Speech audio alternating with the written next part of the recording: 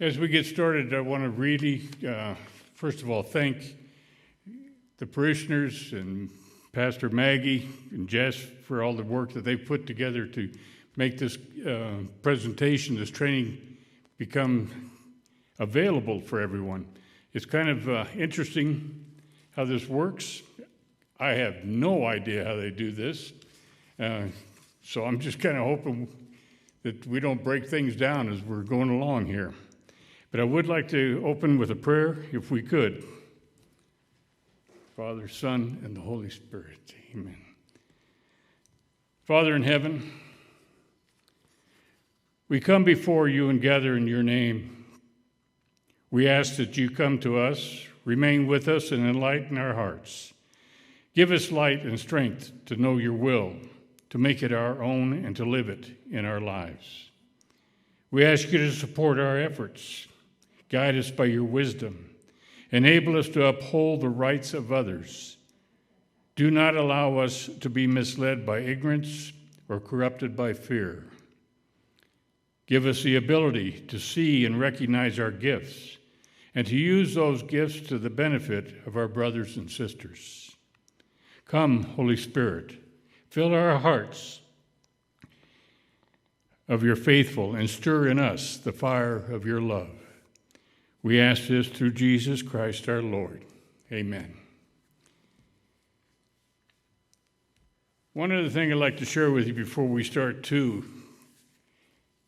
My wife and I, along with several people, follow Father Richard Rohr, Contemplation and Meditation. It's a daily prayer that comes across.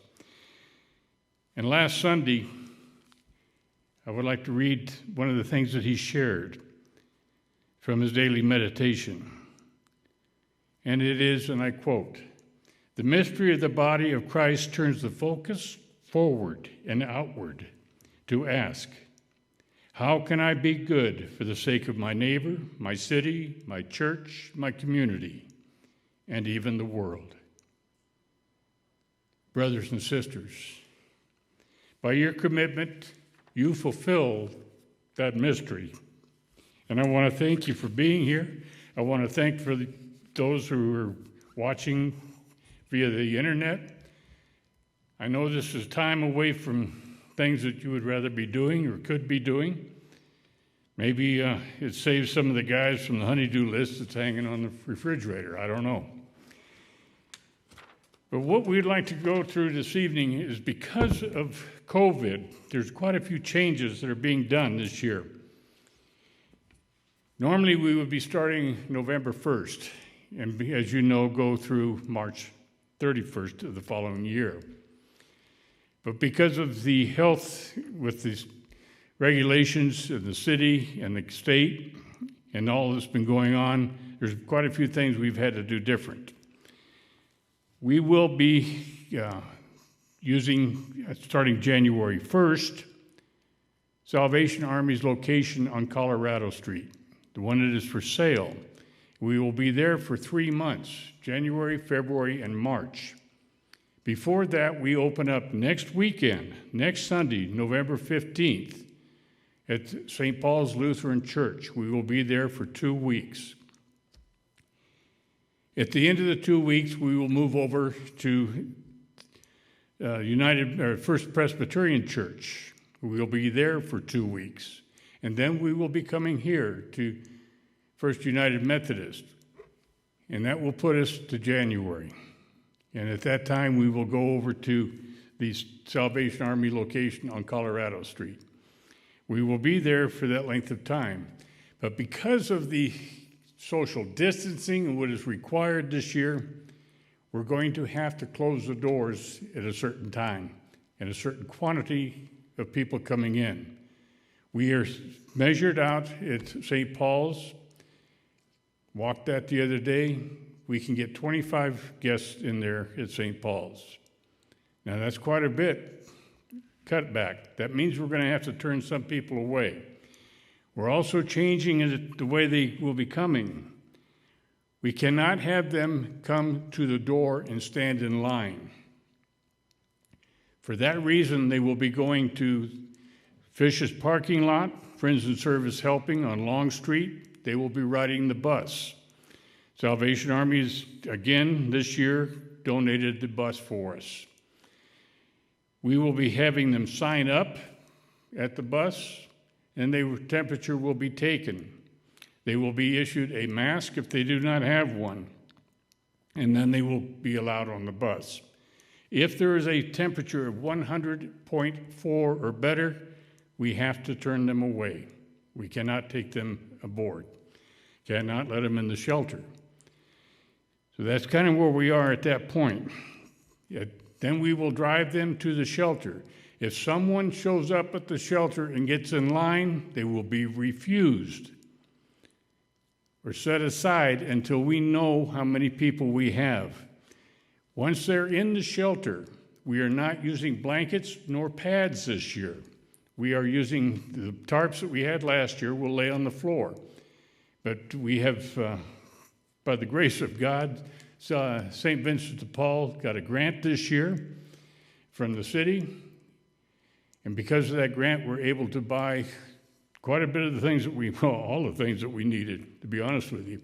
And we have purchased 100 sleeping bags for $25 a piece. They were on sale. Big Five supported us with that. These are $79 sleeping bags. They're 0-degree sleeping bags. As they come into the shelter, we will be giving those sleeping bags to the individual. That will be their blankets. That's theirs to keep. When they leave this year, they will be leaving the sleeping bag on the premises. Or they can take it with them, but they've got to bring it back the next night. And once they have checked in, they're in. If they miss 2 nights in a row where they do not come in, then they're taken off the list. We give their bed to someone else. The sleeping bag will be stored there. It will be in a box with their name on it. So that if they come back, they will have that sleeping bag given to them again when they come in the next night. Most, I think, will leave the sleeping bag and not take it with them. They don't like carrying it around all day long, you know. If they lose that sleeping bag, we'll have to face that when we come about it, okay? This is one of the things that we look at, and during the winter months, many times. I can't tell you how many sleeping bags I give out, you know. So this is something we look at. That's the way we'll be coming in. We have to, as a group of volunteers, have a really routine for setting up. We will not be having the community table this year. We will not be offering coffee. We will not have any food this year. And that's because of social distancing and the sanitation that it takes to do this. Therefore, this has been highly recommended that we do not offer any of that kind of stuff at all. If we were to use the blankets like we did last year, we would be required to not only take them back, but we have to wash and disinfect them every night. And that's just impossible. That's why the sleeping bags have been set up, okay? So that's kind of what we're looking at. We will be opening up like we did before, 9 o'clock, which should be kind of easy because we will have them loading up and we will drive away from the parking lot at Fish at 9 p.m. and drive to the location. Those on the street know at 9:01, if they're running up to us, we wave as we go on. This is a way of getting them to learn to bring and be responsible to be there on time. We will have the shifts will run from 8:30 to 11:45, 11:45 to 3:45, 3:45 to 7 o'clock in the morning. Just like we did last year. Why the 45s? You know, 8:30 to 11:45 eliminates the question is, well, is that 12 o'clock today or is that 12 o'clock a.m. tomorrow? Okay, we've had that in the past. And so it kind of reduced that last year. We didn't have much trouble last year. So that's one of the reasons.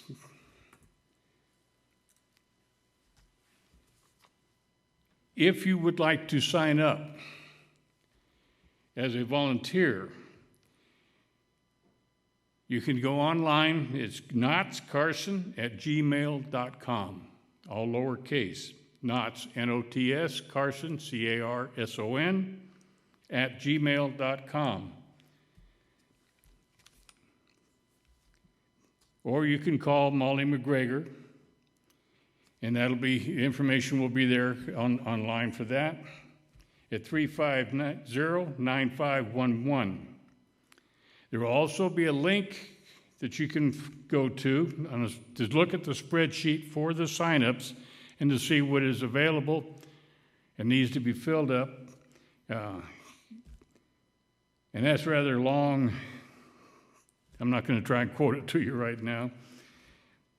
But if you have questions on it, give Molly a call or give myself a call. Give us the email, okay, or Christine, and we can show you how to go and take a look at the available hours and shifts that need to be filled. It is mandatory, absolutely mandatory, that before the shift starts, we have 2 foggers, disinfectant foggers. One is battery operated, which we'll be using on the bus. The other one will be at the location. Sorry about that.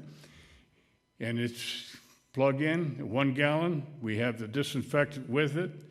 We will be showing you how to use that for your first shifts.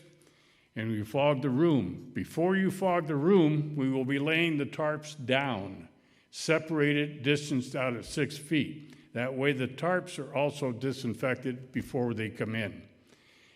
One of the things that people need to remember is when you use a fogger, you do not wipe anything dry. You let it air dry. It takes about 10 minutes. You let them air dry, then the wiping down actually causes more problems than just letting it be. So you fog them down. As volunteers, we must wear a mask, and we will be wearing a shield.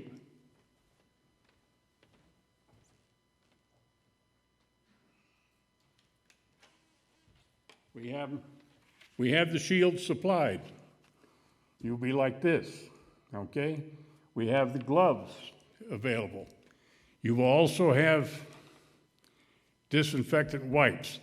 The shields can be cleaned and used a second then. You can many times, as long as you disinfect them off, front and back. So we can do that. We have purchased 50 of these. We might have to get some more, I don't know. But that should cover what we have for our volunteers. Volunteers get the shields. The guests coming in must wear a mask. We will hand it to them. If they're awake, they have a mask. They don't wear the mask, obviously, when they're sleeping. But when they wake, if they get up in the middle of the night to use the restroom or to go out and have a smoke, they must put the mask on.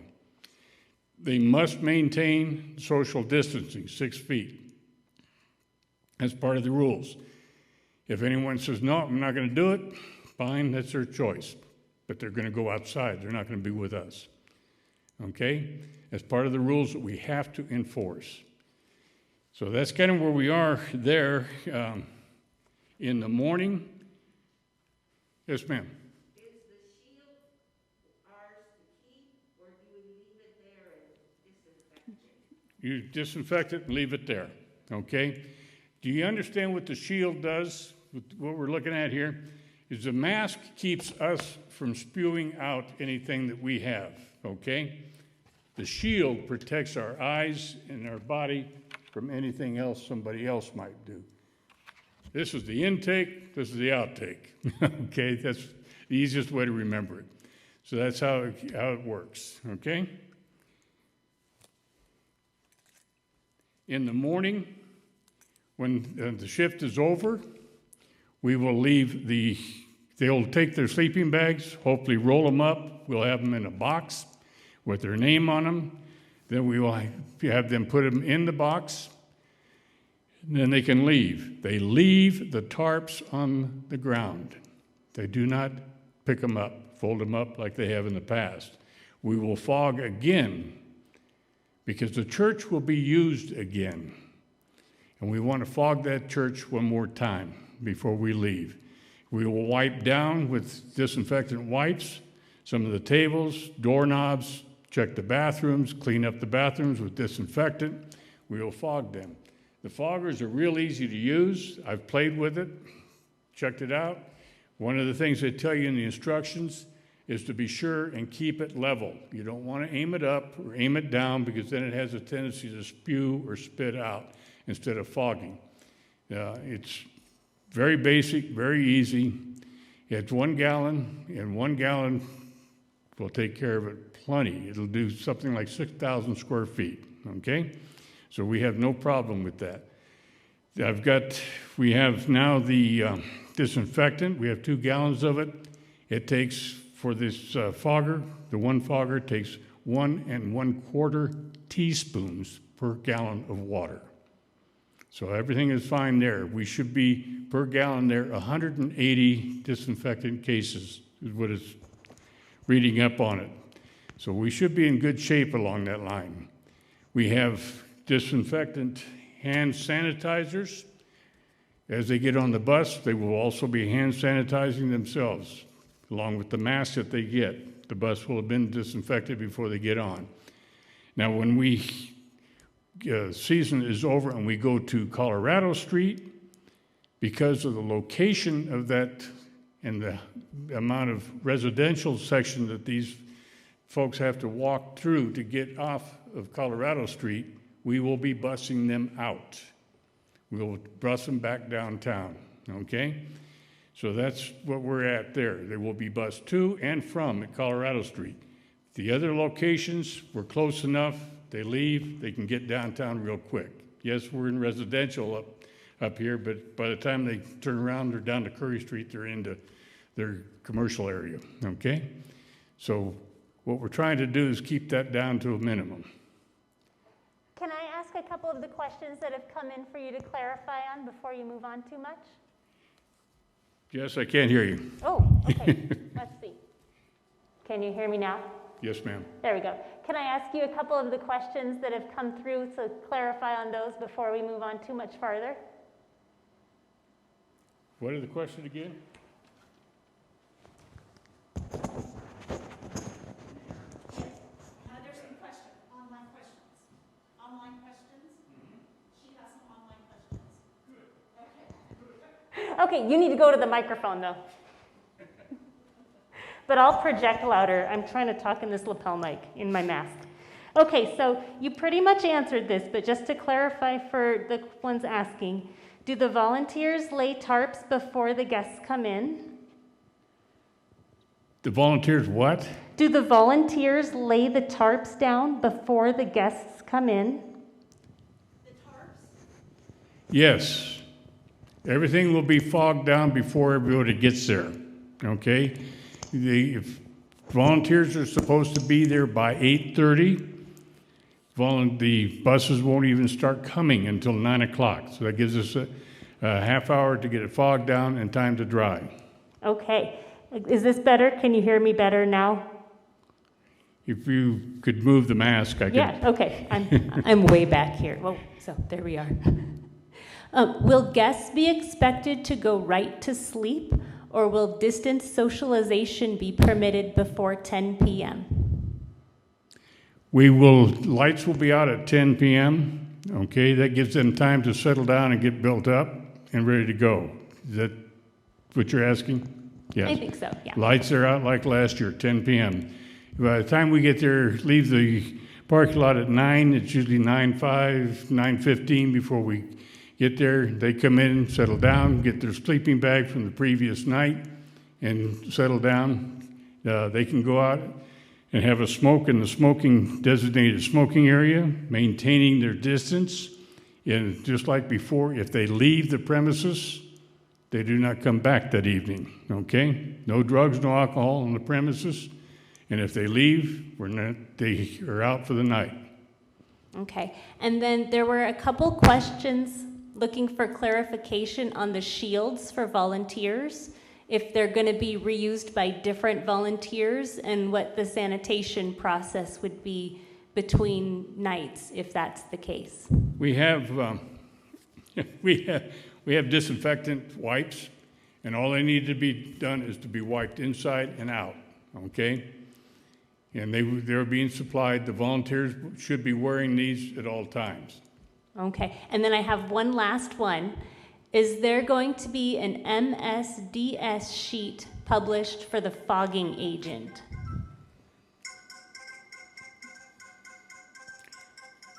I'm going to kill that.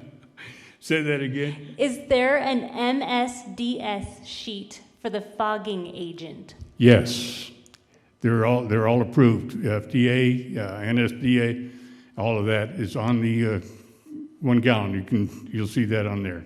So. Okay, and then there was one more that just came in. What about guests sharing their own food, cigarettes, etc., with each other? If they're going to do that, they're going to do it off premises.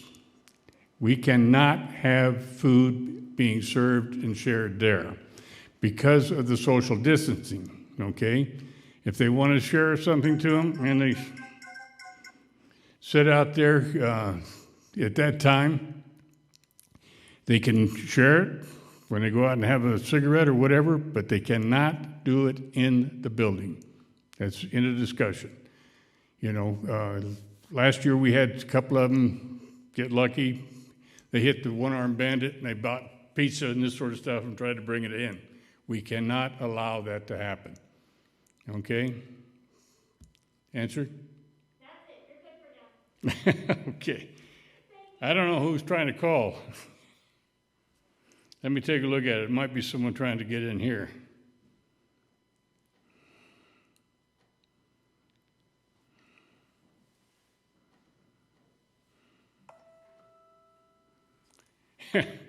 It's Ed Chocolate. He's the president of St. Vincent de Paul, and the one that got us got the grant that's allowed us to pay for that. So I'll have to talk to him afterwards. But that's kind of where we are, what we're doing this year. So we are, if we do not have the quantity or the amount of volunteers that we need, the thought has also come about of going to 2 shifts a night. Instead of 4 hours, doing 6 hours. That would be up and be down the line. We'll see how that works. How it would work, I think it would be a long time sitting on those hard chairs, to be honest with you, okay?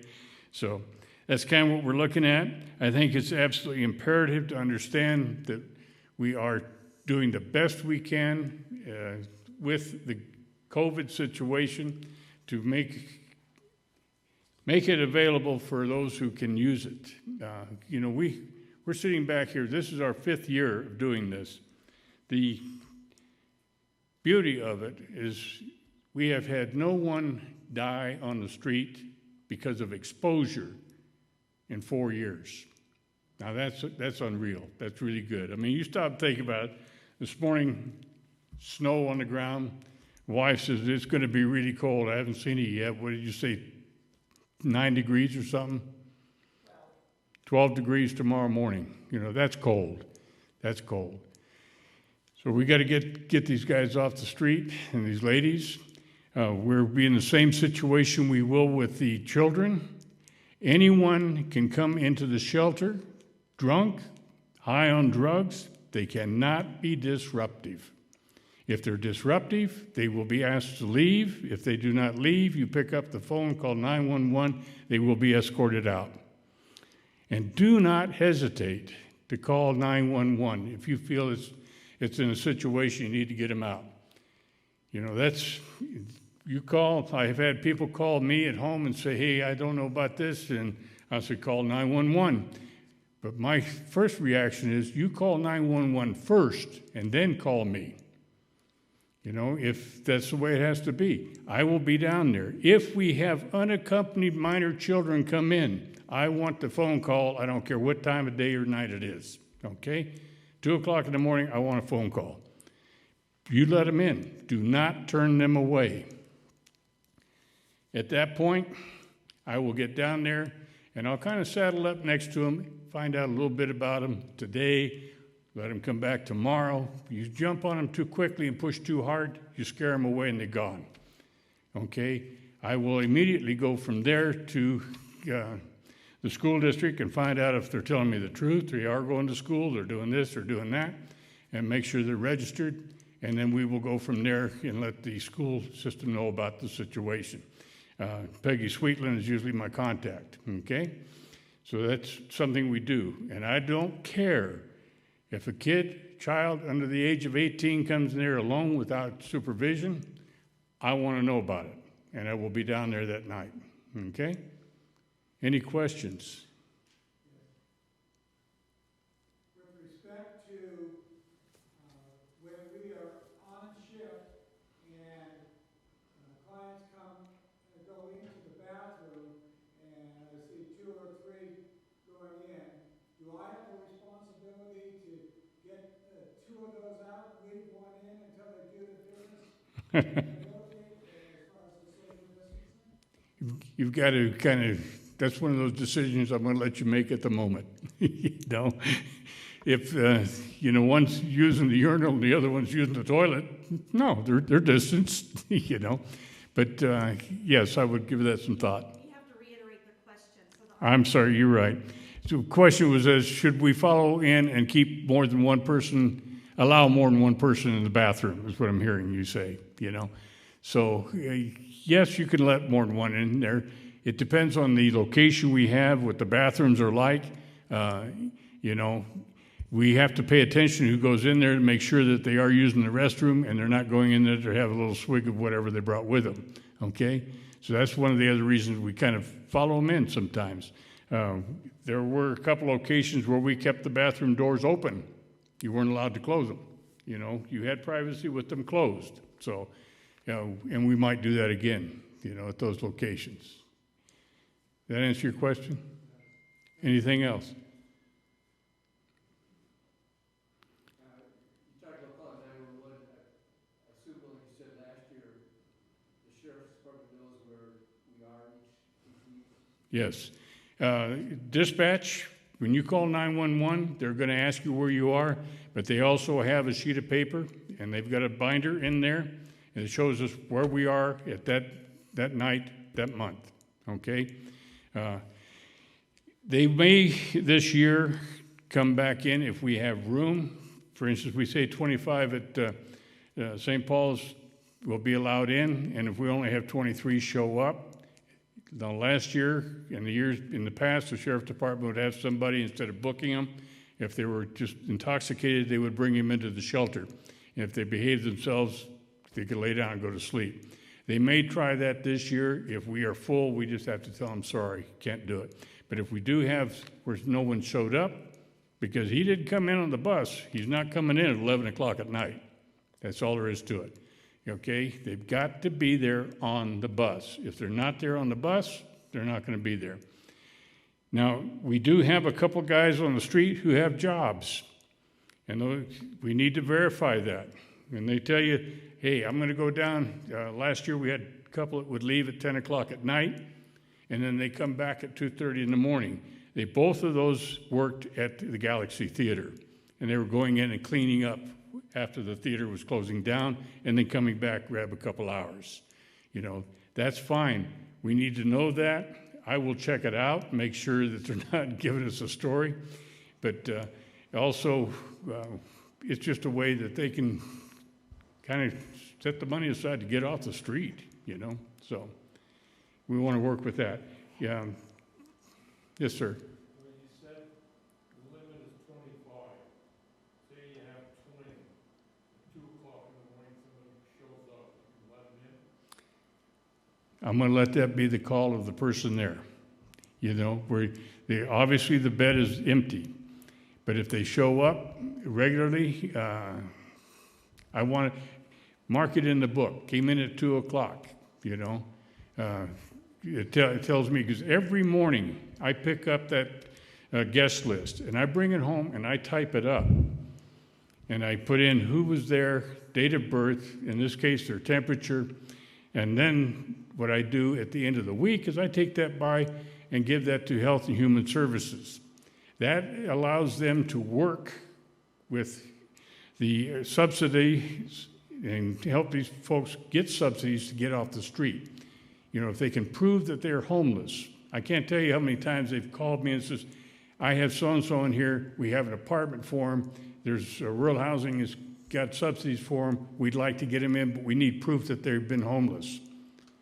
He said, Deacon, do you have it? Let me look. And I go through the file. Yeah, they started coming in November, and now it's February. They've been here every night or every other night. We know they're homeless. It's proof. And I just type up a letter and give it to them, and it works out. So, yes, if there's a bed available at 2 o'clock in the morning, somebody didn't show, that's going to be your call, okay? You have that ability to make decisions out there where you say, okay, fine, if you call me and say, hey, I'm going to 86 this guy, the language is out of this world. I'm talking to him. He actually put his hands on me, and that's it. If any guest ever puts his hands on you in any way that he's done, he's not coming back for the rest of the year, okay? As you know, in the book, we have those who have been banned. There are 8 who have been permanently banned going back to 2017. And their names are still here, and they're still not allowed back in the shelter. And one of those is still on the street here, okay? So we'll stand behind you. Deacon Craig, this is a good time for another question that came up kind of related to that. The question is, how will the volunteers know guests have been approved by the driver? Will the driver walk them in? And can you also go over the temperature check procedures for guests on the van and as they come in? The bus driver has a clipboard with the name, temperature, and that they're on the bus. And when he drops them off, he will be dropping that off to you also as the chaperones for the night, to the volunteers. You will have that. If it's 2 buses that's going to be required, he'll have it both times. Yes, sir. Do we use the temperature that volunteer takes or the bus driver temperature? We run them both, okay? We want to protect our bus driver also. He's in that bus. So he's going to take their temperature coming on. And when you get to the shelter, here's that list of who's coming in, and they'll call them by name, bring them in, and it'll take a quick shot. It only takes us 3-4 seconds to take their temperature. So, but that way we know that it's not standing out in the cold giving you a 95.1. Okay. And then another question, do we take, sorry, my mic's all poppy. Do we take unaccompanied minors if we're at full capacity and still call you? Hadn't thought of that. My first reaction is yes. If we have one, sneak him in, put him underneath the volunteer's desk, call me, and I will get the sheriff's department involved before the morning arrives, okay? If they're unaccompanied children, we had 3 last year, if I remember right. One of those was at the request of the sheriff's department. They wanted us to watch the child while the juvenile probation department from California picked him up, and we had him in for the evening. Then they were there in the morning, So, yeah, yes, I'm very concerned about children, so I would probably find a way to make that work. Anything else? With regard to the Google Calendar, as I recall, we can't log on directly. We have to. No, I don't think you can anymore. Christine, that's your bailiwick here. It's all yours anyway. I'm done. Okay, so the question was, is this on? Oh, that's right. Yep. I think there's a switch on it too. Okay. So, You gotta look right on top of it. okay, so the question was the schedule.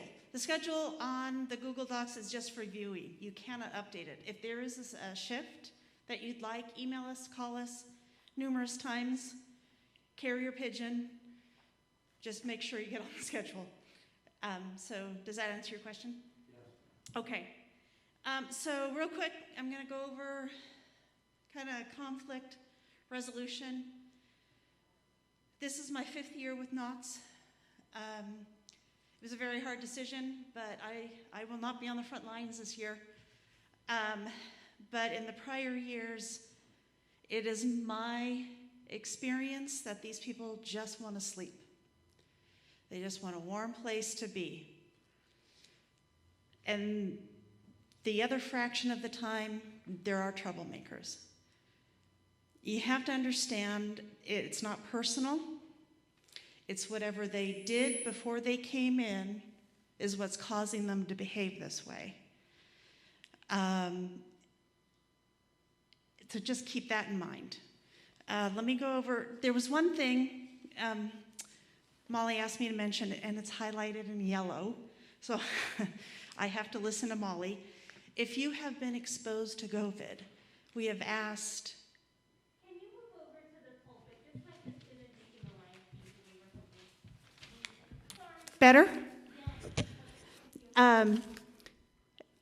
We would rather cover your shift at a moment's notice than to have 30 people exposed to COVID and having to turn them out on the street. So please, if you have any concern at all, please call Molly or myself. We will find somebody to cover your shift. We always have. We have never gone without a volunteer. So please keep that in mind. Okay, so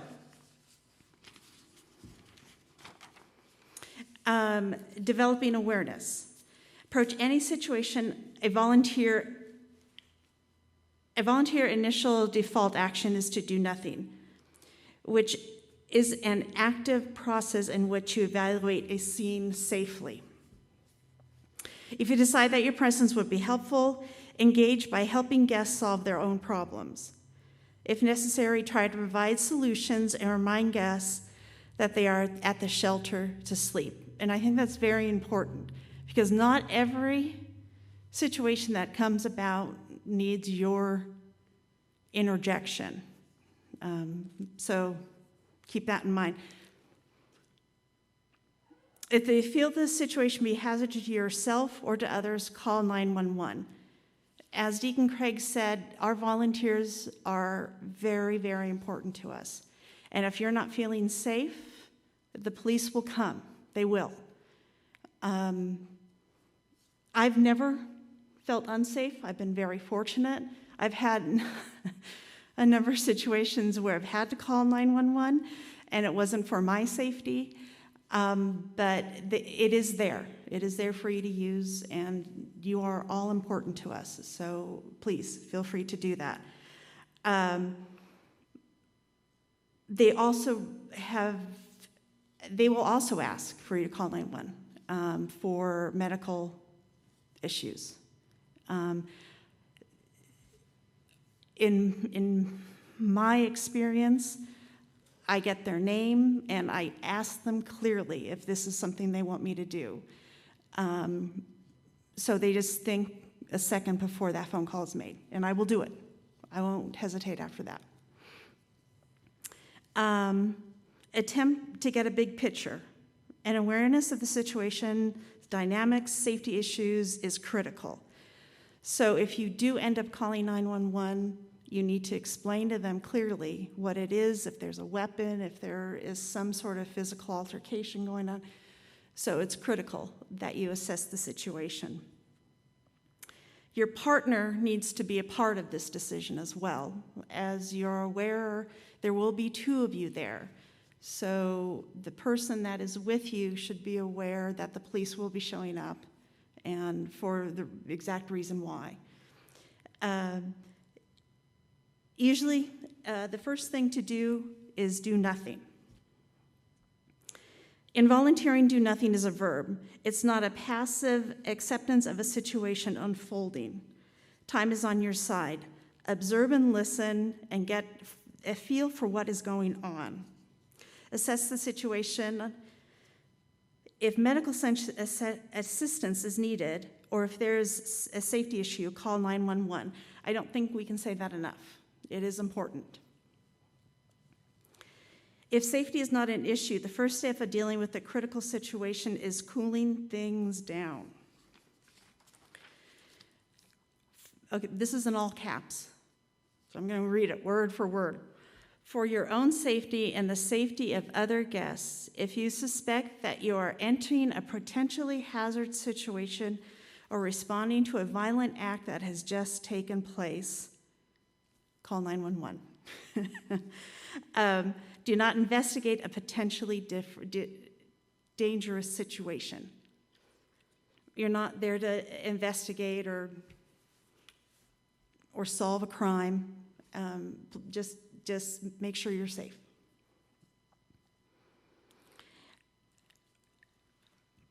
To lower an intensity level, a more casual sort of interaction sets the stage for resolution, if you are comfortable doing so. Apply additional pressure rarely facilitates a quick and calm outcome. Stand slightly to one side rather than face to face. Introduce yourself. When entering someone's space, ask permission. Hey, is it okay if I come over?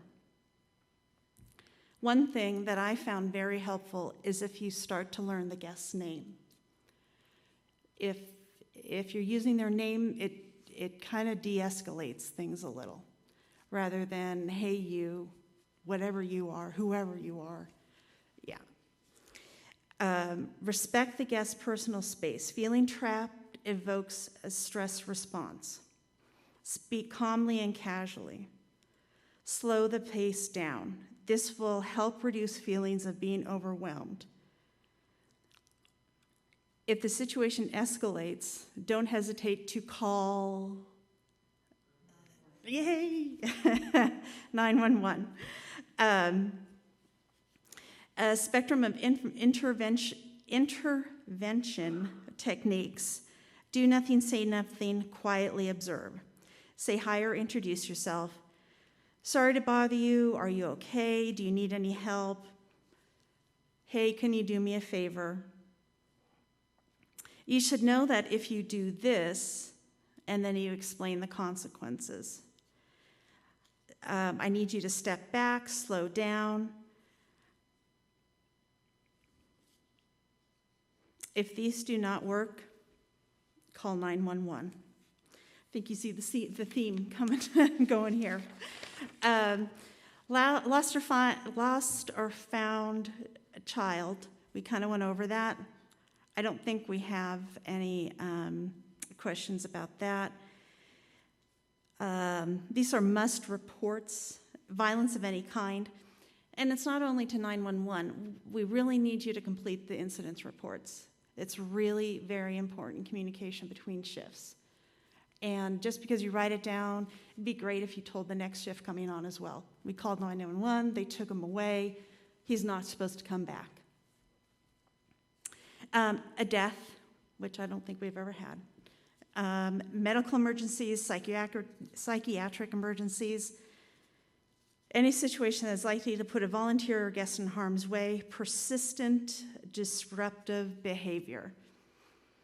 One thing that's really useful to do when dealing with severely distressed is holding space. Holding space for someone just means being with them, making it clear that you want to be there. Create a safe place for them, not judging them, allowing them to have whatever experience they're going to have, as long as it doesn't disrupt the other guests. There may be a number of underlying causes for this situation.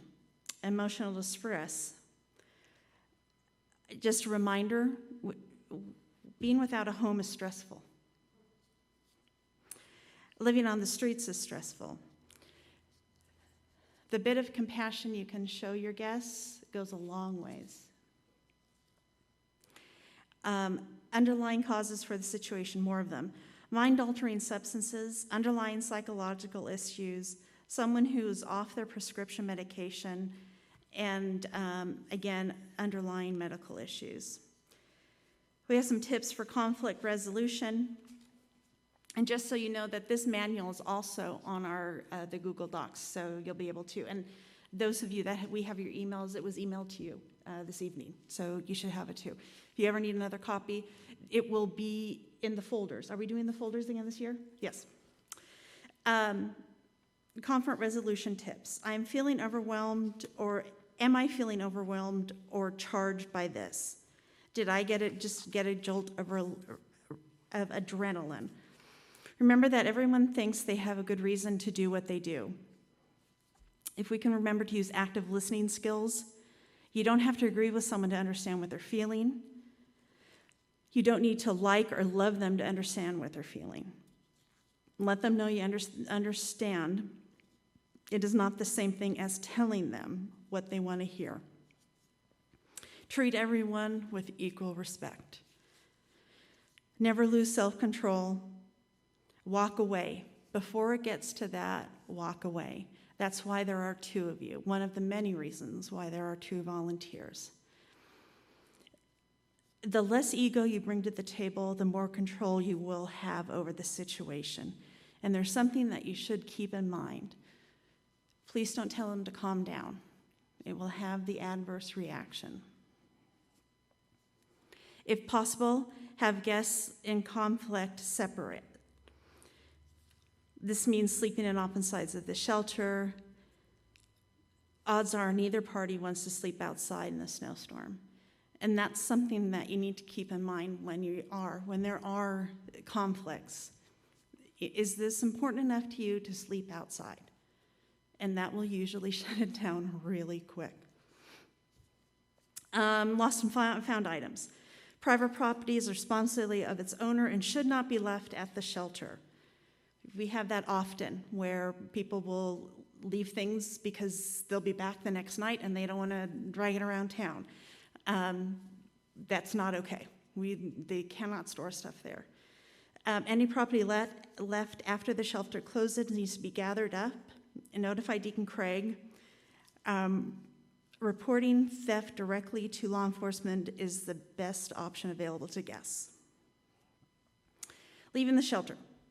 Deacon Craig went over this. They're not to leave. If they go past the smoking area, they're not allowed in. And that's usually for everybody's safety. It's usually, maybe sometimes there's something stashed in the bushes along the way. They've dropped something. When they're gone, they're gone. And Deacon Craig gave me a great tip long ago. You just call after them. You better take your stuff because you're not coming back. And that usually makes them stop dead in their tracks. Please keep in mind many of our guests work. Deacon Craig went over that.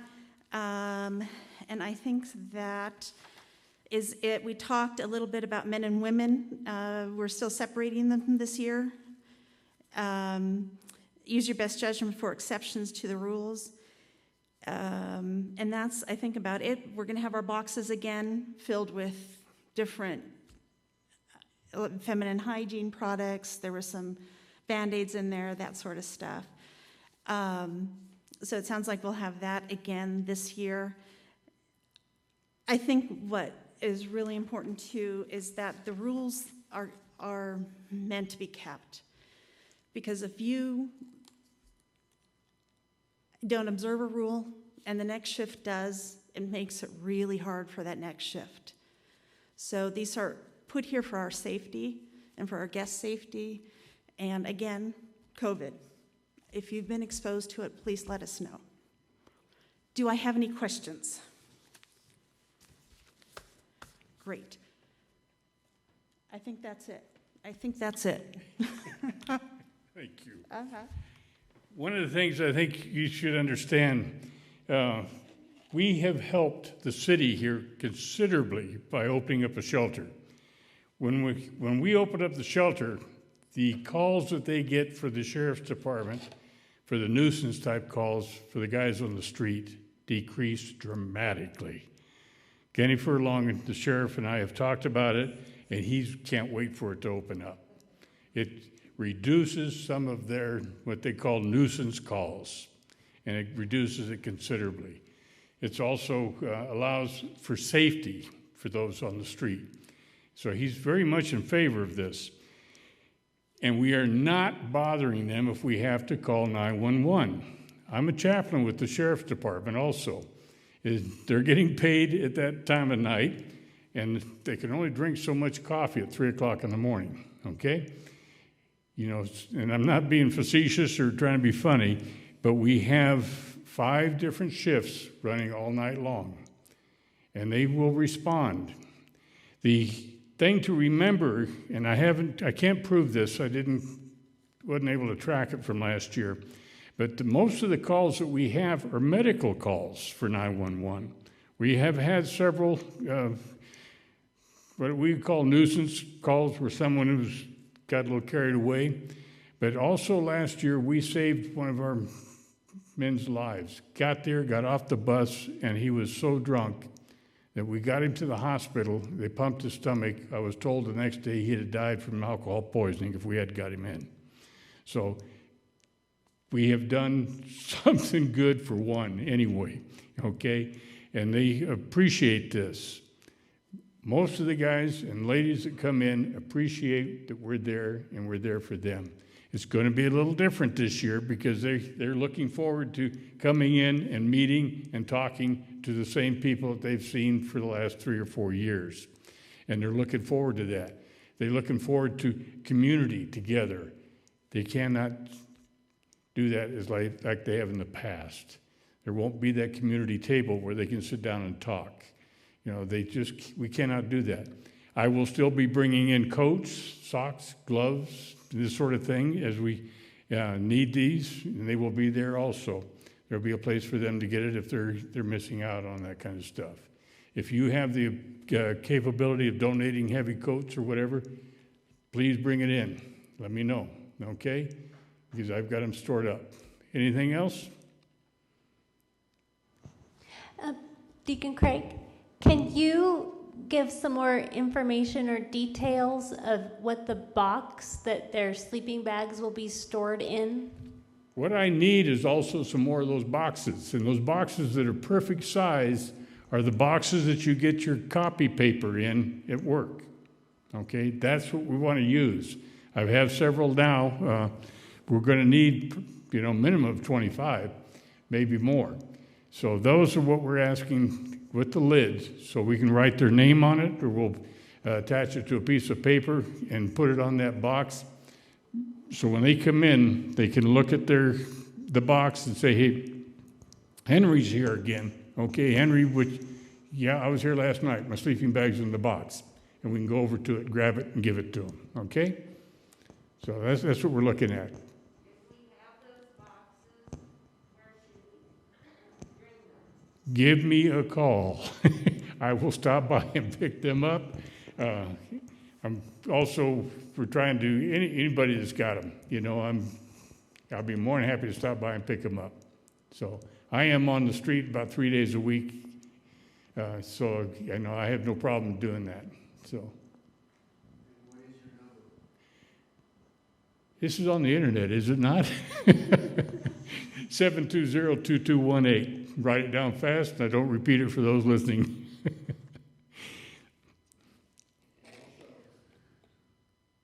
you or anybody with the city working together on more of a permanent You betcha. Talk to you afterwards. We have a meeting this coming Thursday, as a matter of fact, with all the social services, our mayor-elect, and a couple others. Yes, we are leaning hard to get the city to take some responsibility. So,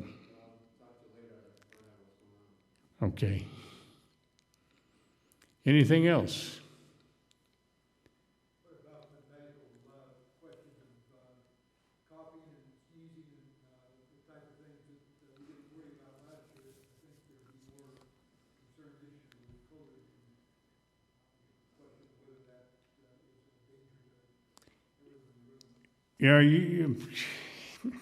I know what you're saying about the coughing and the sneezing. What do we do? Could you restate that question for us? Because I think that's an important Yep. one. The question is what do we do and how are we concerned about those who are coughing and sneezing as they come into the shelter and they're there for the evening? Hopefully some of that is taken care of with the idea that they don't have a temperature, if they're in clean that way. It's hard to say because you're on the street, you're exposed to all kinds of stuff. Interesting enough, talking to Pat Cashel over in VOA in Reno and talking to the health department here, we're not too worried about the homeless bringing COVID to us, to begin with. What we're worried about is us giving it to them.